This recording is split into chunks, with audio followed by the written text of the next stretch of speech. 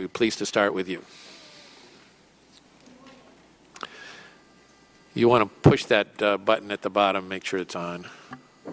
Is it on? Yes. Sorry. Good morning. My name is Gianna Jessen, and I would like to thank you so much for the opportunity to testify here today.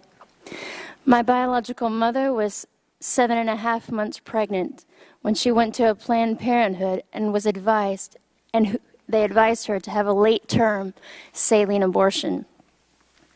This method of abortion burns the baby inside and out, blinding and suffocating the child, who is then born dead, usually within 24 hours. And there should be a photo there. Yes, this is what I survived.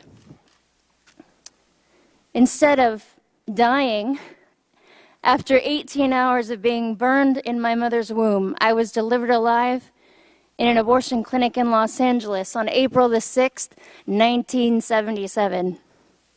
You can see a photo as well of my medical records. My medical records state, born alive during saline abortion, 6 a.m. Ha! Victory. Thankfully, the abortionist was not at work yet. Had he been there, he would have ended my life with strangulation, suffocation, or leaving me there to die. Instead, a nurse called an ambulance, and I was rushed to a hospital. Doctors did not expect me to live. I did. I was later diagnosed with cerebral palsy, which was caused by a lack of oxygen to my brain while surviving an abortion.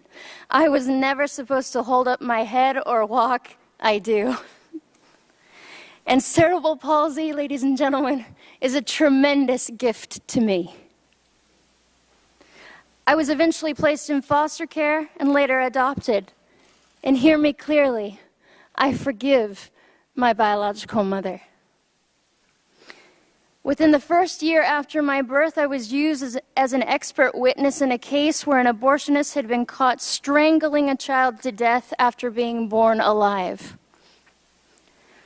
Margaret Sanger, the founder of Planned Parenthood, said the following: "The most merciful thing that a large family does to one of its infant members is to kill it."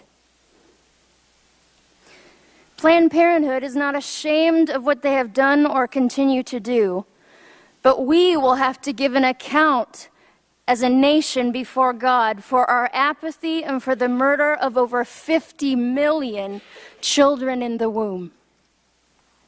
Every time we falter in courage as individuals and fail to confront this evil, I wonder how many lives have been lost in our silence while we make sure we are lauded among men and that we don't offend anyone.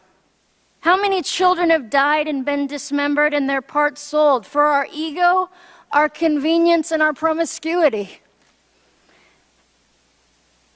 How many Lamborghinis were purchased with the blood of innocent children? The blood that cries to the Lord from the ground, like that of the blood of Abel. Not one of them, ladies and gentlemen, is forgotten by him. I would ask Planned Parenthood the following questions. 38 years later, I would ask them these questions. If abortion is about women's rights, then what were mine? You continuously use the argument, if the baby is disabled, we need to terminate the pregnancy, as if you can determine the quality of someone's life. Is my life less valuable due to my cerebral palsy? You have failed in your arrogance and greed to see one thing. It is often from the weakest among us that we learn wisdom. Something sorely lacking in our nation today, and it is both our folly and our shame that blinds us to the beauty of adversity.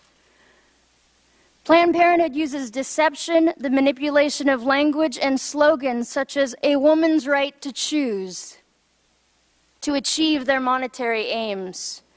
I will illustrate how well they employ this technique with the following quote: "The receptivity of the masses is very limited. Their intelligence is small, but their power of forgetting is enormous. In consequence of these facts, all effective propaganda must be limited to a very few points and must harp on these in slogans until the last member of the public understands what you want him to understand by your slogan. Adolf Hitler. We often hear that if Planned Parenthood were to be defunded, there would be a health crisis among women without the services they provide. This is absolutely false. Pregnancy resource centers are located nationwide as an option for the woman in crisis. All of their services are free and confidential. They can be reached by texting helpline to 313131. There is access to vital exams for women other than Planned Parenthood. We are not a nation without options. Planned Parenthood receives $500 million of taxpayer money a year to primarily destroy and dismember babies. Do not tell me these are not children. A heartbeat proves that. So does 40 ultrasounds, so do I. And so does the fact that they are selling human organs for profit. Do not tell me this is only a women's issue. It takes both a man and a woman to create a child. And to that point, I wish to speak to the men listening to me. You are made for greatness. You were born to defend women and children, not to use and abandon us, nor sit idly by while you know we are being harmed, and I am asking you to be brave.